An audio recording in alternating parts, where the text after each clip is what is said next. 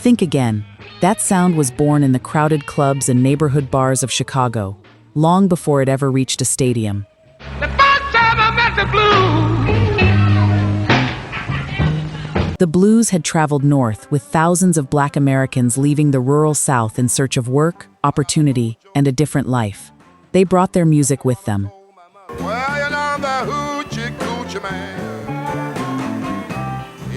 But Chicago wasn't Mississippi. The factories were deafening, the streets were crowded, the clubs were packed, and an acoustic guitar that could fill a quiet southern juke joint could disappear completely inside the noise of a Chicago night. Please, baby, just keep it to yourself. So the musicians adapted, they plugged in, they turned up. They added amplified harmonicas, electric guitars, piano, drums, and bass.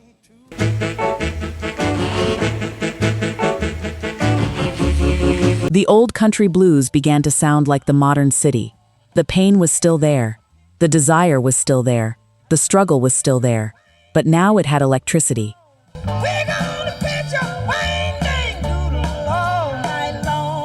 Today, we're counting down 12 Chicago blues masterpieces that didn't simply define an era. They helped rewrite the sound of American music forever. Well, you know, I can't quit you, baby.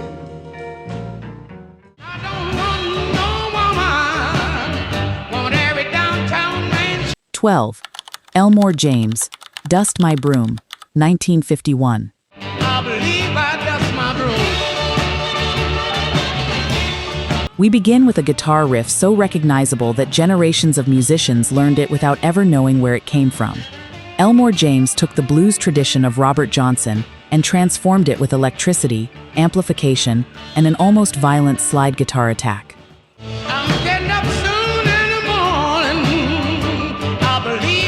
Robert Johnson had recorded I Believe I'll Dust My Broom years earlier. James didn't invent the song. What he did was turn it into something louder, sharper, and unmistakably his own.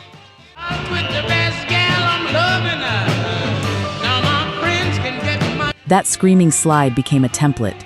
Later guitarists didn't simply hear Elmore James. They studied him.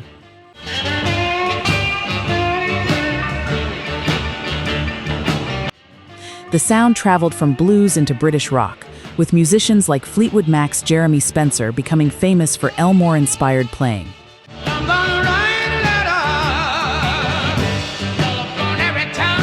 Here's the twist. James wasn't even supposed to be the star that day. He was in Jackson, Mississippi, backing his friend Sonny Boy Williamson on a trumpet records session. It was Sonny Boy who invited him along.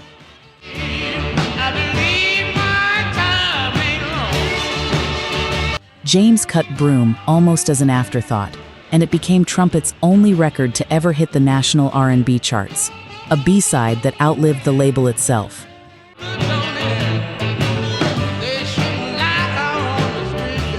But if Elmore James showed what an electric guitar could do, the next man showed what could happen when you electrified something much smaller, a harmonica.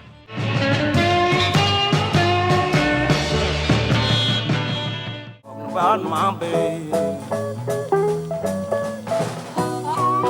11 Little Walter, My Babe, 1955.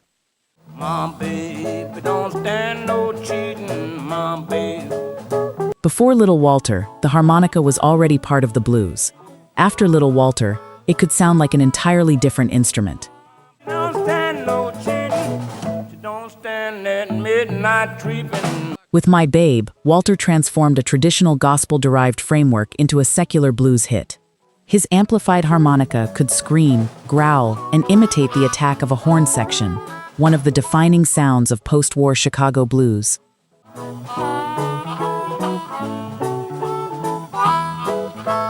Walter helped establish the amplified harmonica as a lead instrument, not just an accompaniment.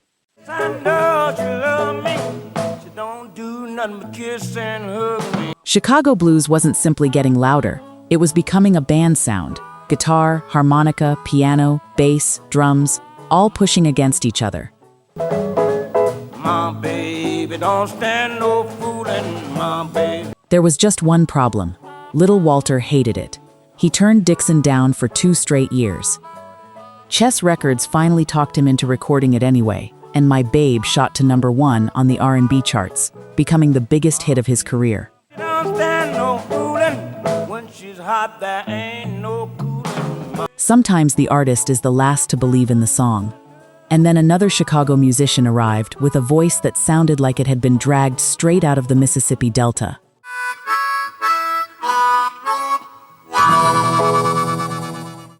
Oh, the train I ride on. 10 Howlin' Wolf, Smokestack Lightning, 1956.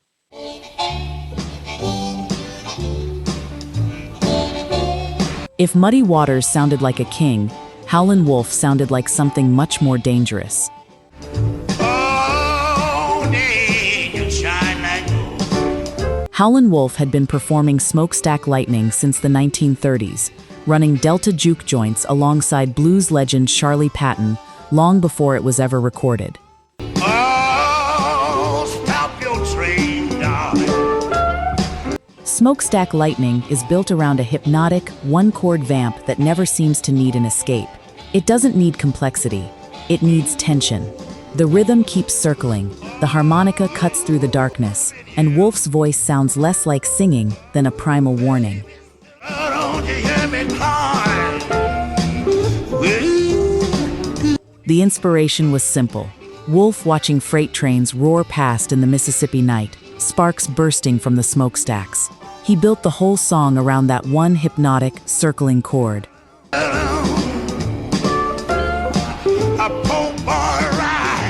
Wolf was far more disciplined than his intimidating image suggested.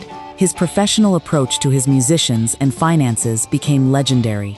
Little bitty boy, you better tell me on. That contrast, the terrifying stage persona against the disciplined businessman underneath, is part of what makes his story so compelling. That heavy, repetitive tension became enormously important to later rock musicians.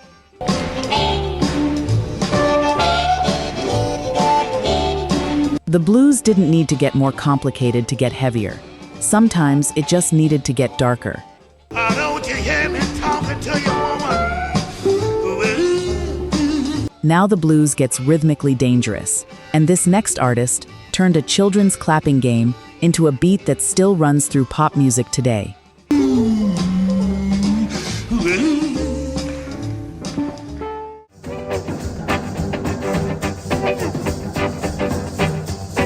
Nine, Bo Diddley, 1955. Told it goodbye, baby, diamond ring.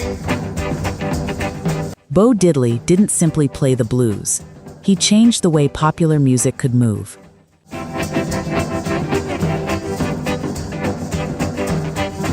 His self-titled 1955 record introduced the world to what became known as the Bo Diddley beat. Repetitive, hypnotic, percussive, almost impossible to sit still to. If that diamond ring don't shine. Everything about Bo was instantly recognizable. The rectangular guitar, the sunglasses, the oversized personality, the beat. To make it pretty, baby, on Sunday hat. He understood that a musical identity could become a brand before the word branding ever existed.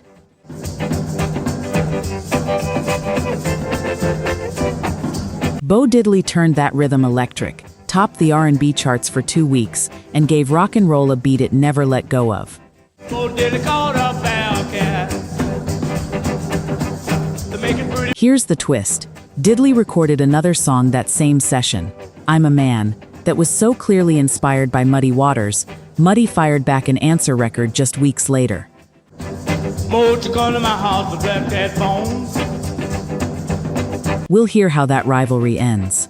That rhythm would echo through rock and roll, garage rock, pop, and countless rhythmic forms that came after. Bo Diddley, have you heard? My bird. Chicago wasn't just making blues louder, it was making American music move differently. Not every Chicago blues revolutionary sounded aggressive, though. The next man made it sound almost effortless. My bird, baby, said she was a bird.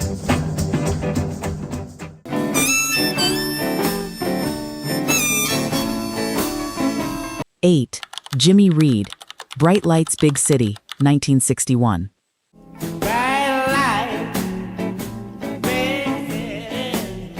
Jimmy Reed could sound almost effortless, and that was precisely his genius.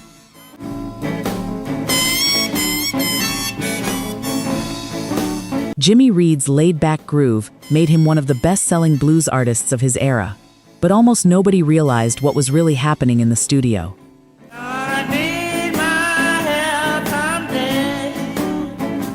Bright Lights, Big City captures the hypnotic simplicity that made Reed one of the most commercially successful blues artists of his generation.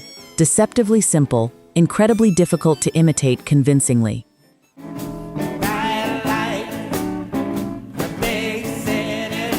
Reed struggled with undiagnosed epilepsy and heavy drinking and often couldn't remember lyrics to songs he'd written himself. So his wife, Mary Mama Reed, sat beside him and literally whispered each line into his ear as he sang.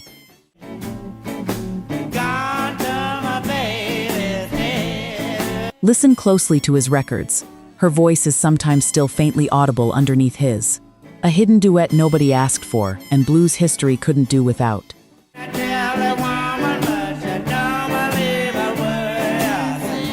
Reed's music connected the blues to ordinary people, working people, people drinking after work, dealing with relationships, trying to survive the bright lights of the city.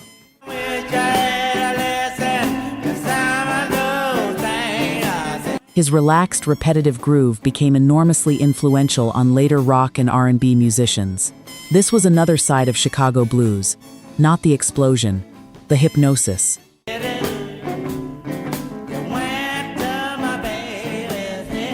Before we get to number 7, if these stories are hitting you the way they're hitting us, hit that subscribe button right now and stay connected.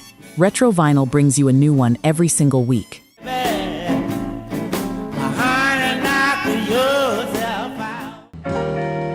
know it hurts me deep down inside. 7. Otis Rush, I Can't Quit You Baby, 1956. I can't quit you, baby. Chicago blues was no longer just one sound. On the West Side, musicians were creating something darker, more sophisticated, and emotionally intense, and Otis Rush stood at the center of it. My love for you, I could never hide. Otis Rush played left-handed, but not the way you'd expect. He picked up a borrowed right-handed guitar, flipped it upside down, and never bothered restringing it.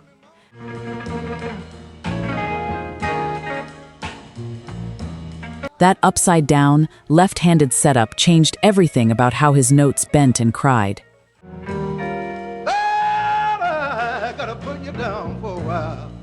When Willie Dixon heard it, he knew he had found something revolutionary. He brought the young guitarist to Cobra Records, and together, they cut a debut single that didn't just launch a label. It defined the fierce new sound of West Side Chicago blues. Yes, you messed up my happy home, baby. I Can't Quit You Baby became one of the defining recordings of the emerging West Side style. Rush's guitar phrasing sounded almost like a human voice crying through the amplifier.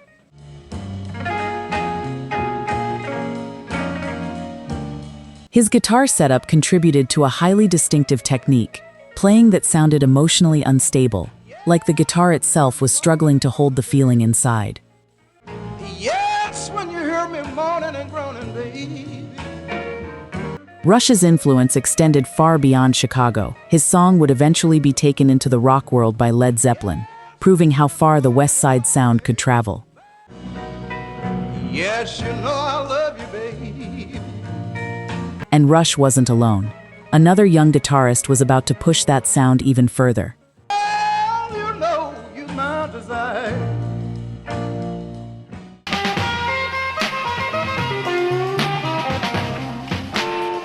6. Magic Sam, All Your Love, 1957.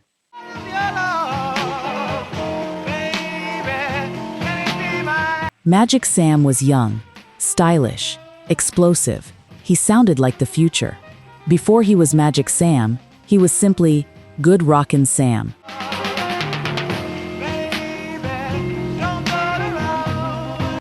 Then, according to the story, his own bass player, Mac Thompson, came up with the name Magic Sam on the spot, a much better fit than the forgettable Sad Sam that had apparently been suggested.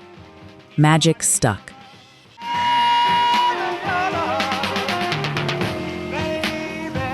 In 1957, Sam recorded All Your Love, and the song quickly became a local sensation, a defining statement from Chicago's emerging West Side blues scene. His guitar was sharp and rhythmic, his voice was soulful, and there was something unmistakably modern about the way he put the two together.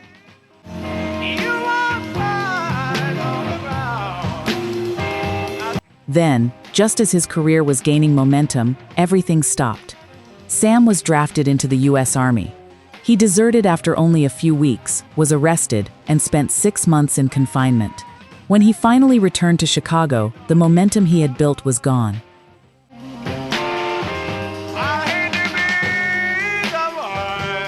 But Sam rebuilt. By the late 1960s, his reputation was spreading beyond Chicago. Then came the 1969 Ann Arbor Blues Festival, where he delivered the kind of performance that made it clear he was ready for a much bigger audience.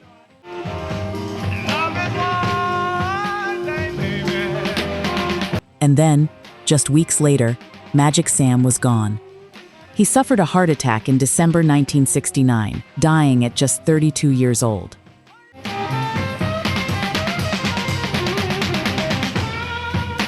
All Your Love now sounds almost like a message from a future that Sam never got to see. Infectious guitar, deep soul, and a restless energy that seemed ready to carry Chicago blues far beyond the clubs where it was born.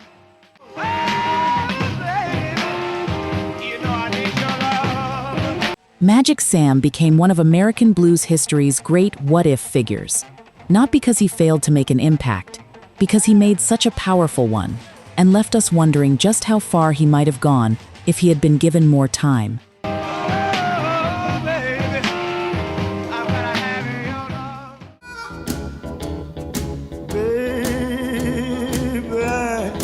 Five.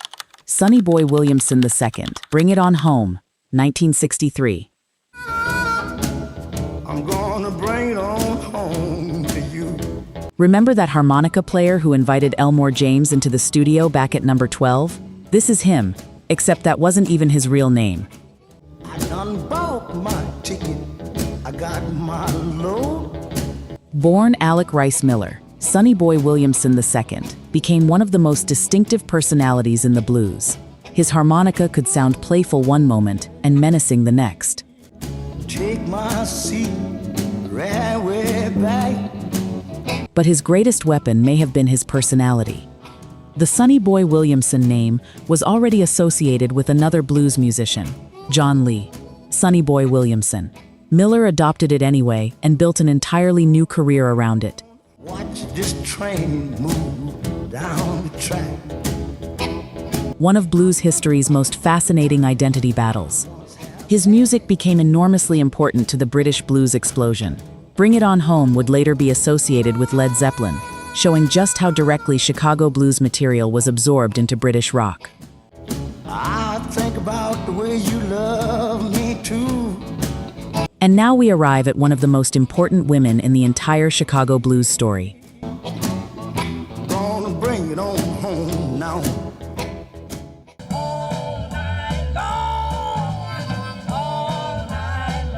4. Koko Taylor, Wang Dang Doodle, 1965. We're gonna pitch a wang dang doodle all night long. The Chicago blues scene was overwhelmingly male. Then Koko Taylor arrived, and she didn't ask permission. Said washboard sound, everybody gonna jam. Wang Dang Doodle, written by Willie Dixon, gave Taylor the perfect vehicle for her enormous, rough-edged voice. A celebration of chaos, a wild party filled with characters, noise, and energy. But it's her voice that makes it unforgettable. We're gonna pitch a ball down to that Union Hall. Taylor came to Chicago from Memphis in 1953 with her future husband. She began sitting in with some of the biggest names in Chicago blues before Willie Dixon helped guide her toward a recording career, and in 1965, Wang Dang Doodle became her breakthrough. Tonight we need no rest. We gonna really throw a mess. Koko Taylor proved the raw power of Chicago blues wasn't exclusively male territory. She became the queen of the blues and carried that tradition forward for decades.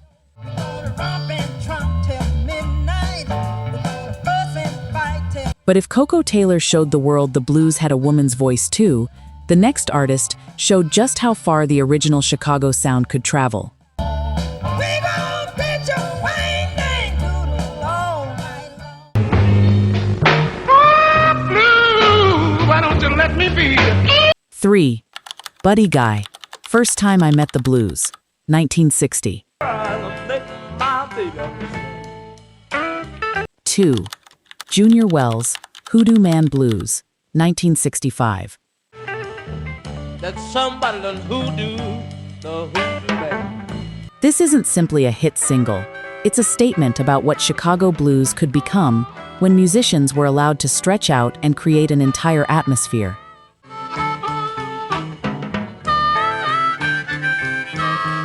Wells' harmonica is gritty. His voice is conversational. The band feels like it's playing inside a club rather than performing for a distant audience. That's exactly why this record matters.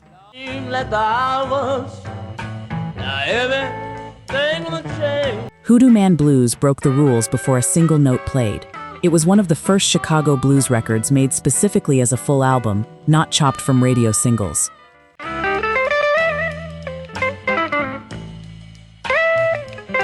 Junior Wells brought in his club bandmate Buddy Guy to play guitar, but there was a contract problem. The label thought Guy still belonged to Chess Records, so they credited him on the cover under a joke pseudonym, Friendly Chap. Little small little girl, you had your elevator running slow. The album became one of the most influential Chicago blues records ever made. Captured, mistaken identity and all, in 2 late September nights in 1965.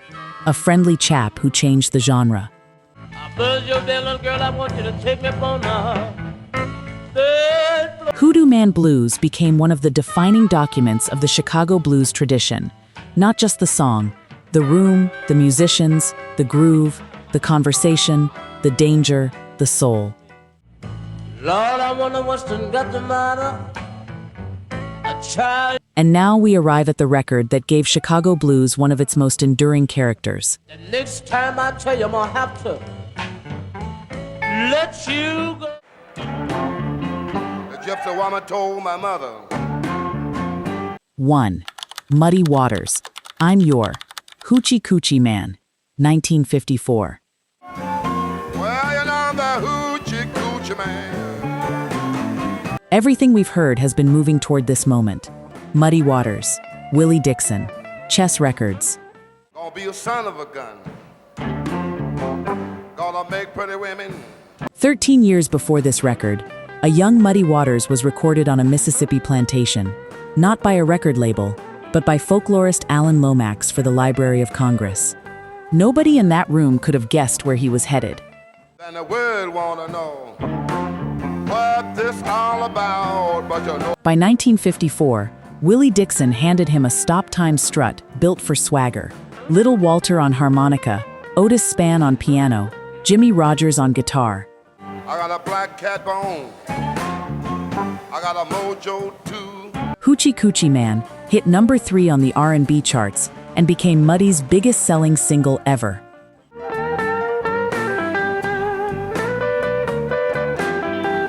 The record's stop-time structure gives Muddy room to make every declaration feel enormous.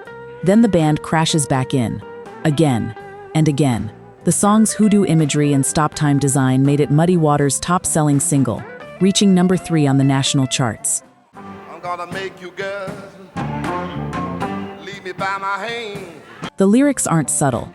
They're swaggering, sexual, supernatural. Muddy isn't asking whether you believe him. He's telling you who he is. I got the John the Conqueror. I'm gonna mess with you. But the real genius wasn't just the lyrics, it was the combination. Willie Dixon's writing, Muddy's voice, Little Walter's harmonica, Otis Spann's piano, Jimmy Rogers' guitar. all of it converging in one of the defining Chicago blues recordings ever made. Then the world will know that I'm a hoochie coochie man. Well, Hoochie Coochie Man doesn't sound like the end of the blues. It sounds like the beginning of something else. Rock was coming, soul was coming, the British blues explosion was coming, and the musicians who would eventually fill stadiums were listening. everybody knows I'm here.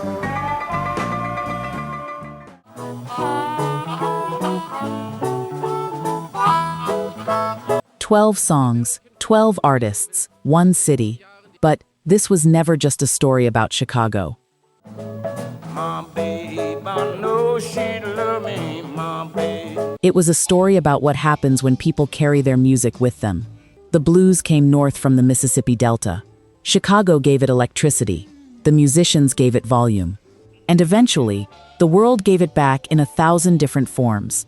Oh, the train I ride on. You can hear pieces of Chicago blues in rock and roll, in soul, in R&B, in psychedelic music, in hard rock, and in generations of musicians who never stopped borrowing from a sound created in crowded Chicago clubs. Diddley, have you heard? My bird. The musicians didn't know they were creating history. They were simply trying to be heard. And somehow, the whole world started listening. Well, you know, you my desire. So now we want to hear from you. Which Chicago blues song would you put on this list? Leave it in the comments, because around here, we don't just remember the songs. We remember the stories behind them.